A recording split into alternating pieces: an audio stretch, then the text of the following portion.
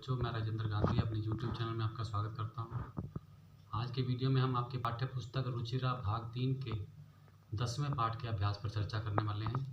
तो आइए आज का वीडियो शुरू करते हैं। अभ्यास का पहला प्रश्न है, अधोलिखितानि प्रश्नानाम उत्तराणि एक पदेन लिखत। नीचे लिखे प्रश्नों के उत्तर एक पद में लिखो। सबसे पहले है, नृणाम संभवे कौ क्लेशम सहते। मनुष्य के जन्म के समय कौन कष्ट सहते हैं? उत्तर है माता पितरौ, माता और पिता।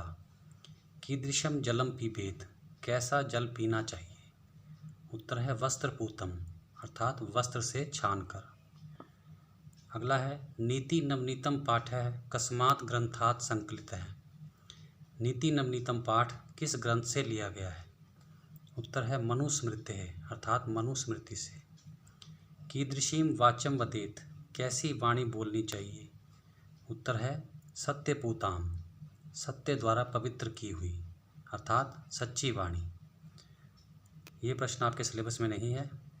अगला है, दुखम किम भवति, दुख क्या होता है? उत्तर है परवशम, दूसरे के अधीन होना। अगला है, आत्मवशम किम भवति, अपने अधीन होना क्या होता है? उत्तर है सुखम, अर्थात सुख।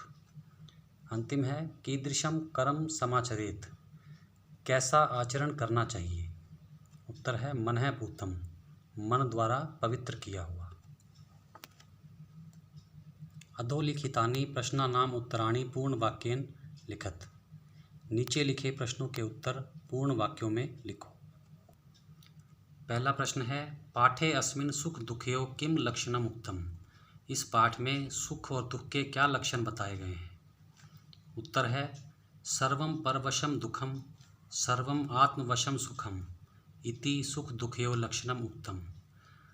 दूसरे के अधीन सब कुछ दुख है और अपने अधीन सब कुछ सुख है, यही सुख और दुख का लक्षण बताया गया है। अगला है, वर्ष शतई अपि कस्य निष्कृति कर्तुम न शक्या। 100 वर्षों में भी किसका निस्तारण नहीं किया जा सकता? उत्तर है माता पितरौ नृणाम संभवे यम क्लेशम सहेते तस्य निष्कृति वर्ष शतई अपि न शक्या। माता पिता मनुष्य के जन्म के समय जो कष्ट सहते हैं उसका निस्तारण 100 वर्षों में भी नहीं किया जा सकता, अर्थात उसका बदला 100 वर्षों में भी नहीं चुकाया जा सकता। अगला है, त्रिषु तुष्टेषु तपः समाप्यते, वाक्य अस्मिन् त्रय के सन्ति। तीनों के संतुष्ट होने पर ही सारे तप समाप्त हो जाते हैं। इस वाक्य में 3 कौन हैं? उत्तर है वाक्य अस्मिन् त्रय माता पिता आचार्य च सन्ति। इस वाक्य में वे 3 लोग माता पिता और गुरु हैं।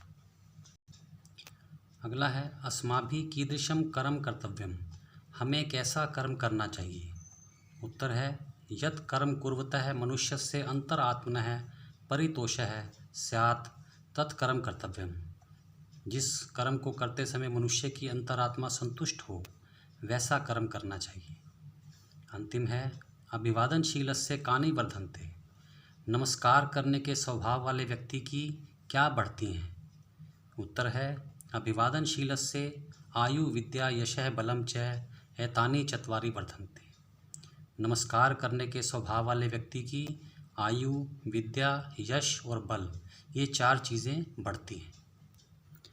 अंतिम है, सर्वदा केषां प्रियम कुर्यात्, हमेशा किनका भला करना चाहिए?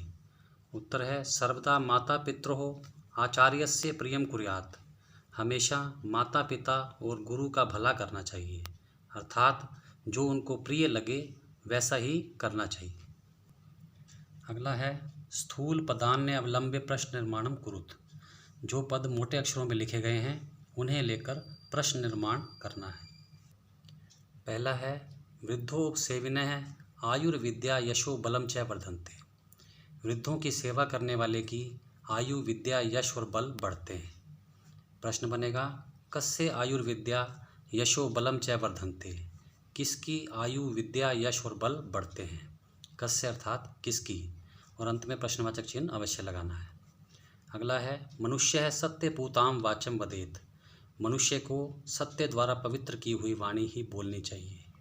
प्रश्न बनेगा मनुष्य है कीदृशीं वाचं वदेत्, मनुष्य को कैसी वाणी बोलनी चाहिए। कीदृशीं अर्थात कैसी।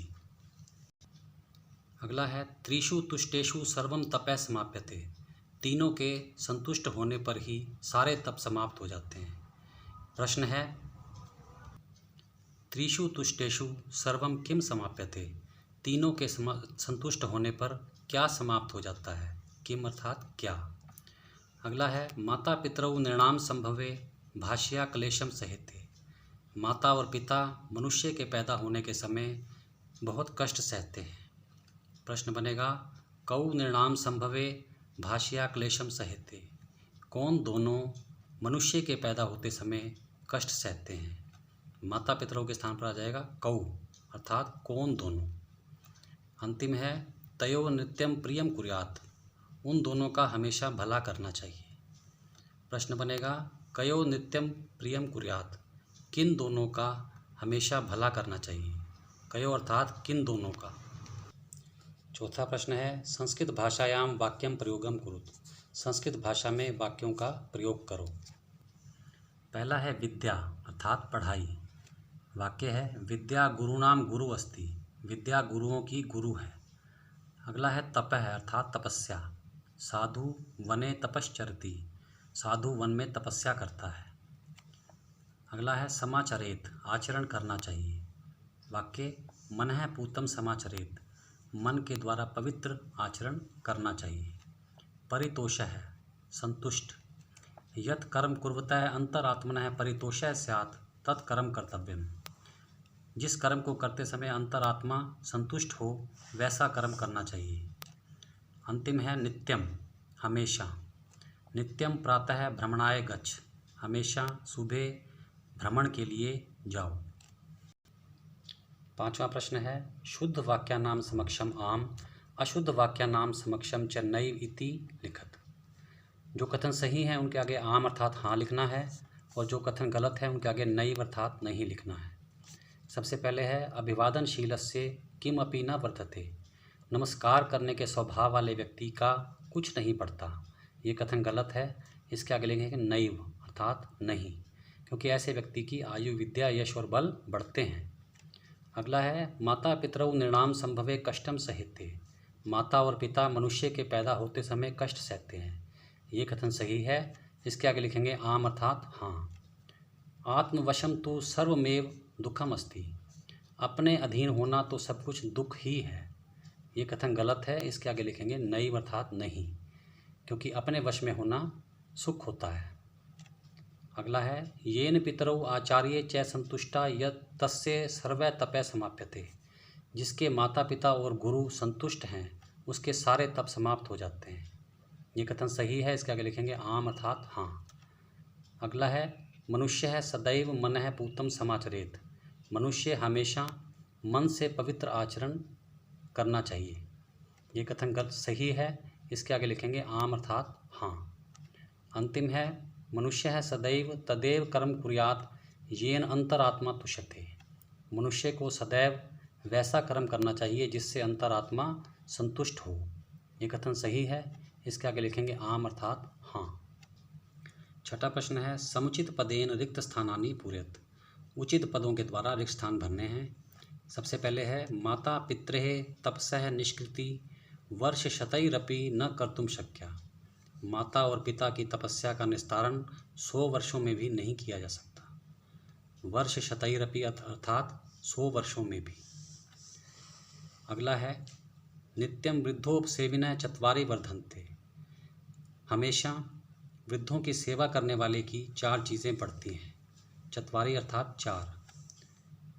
अगला है त्रिषु तुष्टेषु तपः सर्वम समाप्यते, तीनों के संतुष्ट होने पर सारे तप समाप्त हो जाते हैं। तपः अर्थात तप। अगला है एतत् विद्यात् समासेन लक्षणम सुख दुख्यो, इसी को संक्षेप में सुख और दुख का लक्षण समझना चाहिए। समासेन अर्थात संक्षेप में। अगला दृष्टिपूतम न्यसेत पादम, आँखों से अच्छी तरह से देखकर पाँव आगे बढ़ाना चाहिए। पादम अर्थात पाँव। अंतिम है मनुष्य है माता पितरौ आचार्यस्य च सर्वदा प्रियम कुर्यात्, मनुष्य को माता पिता और गुरु का हमेशा भला करना चाहिए, अर्थात जो उनको प्रिय लगे वही करना चाहिए। प्रियम अर्थात प्रिय।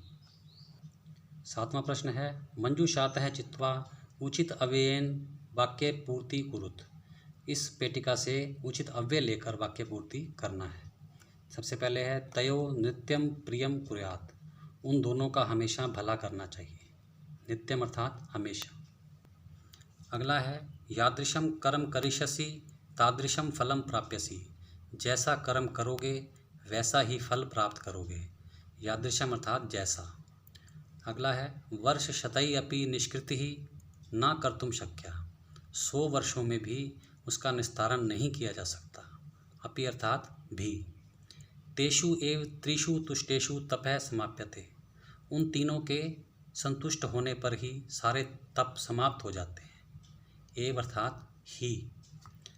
अगला है, यथा राजा तथा प्रजा। जैसा राजा वैसी प्रजा। यथा अर्थात जैसा। अंतिम है, यावत् सफल न भवति तावत् परिश्रमं कुरु। जब तक सफल नहीं होते तब तक परिश्रम करो। तावत् अर्थात तब तक। प्यारे बच्चों, इसी के साथ आज का अभ्यास कार्य समाप्त होता है। अगर आपने इस चैनल को सब्सक्राइब नहीं किया है तो अवश्य कर लें। धन्यवाद। आप सबका कल्याण।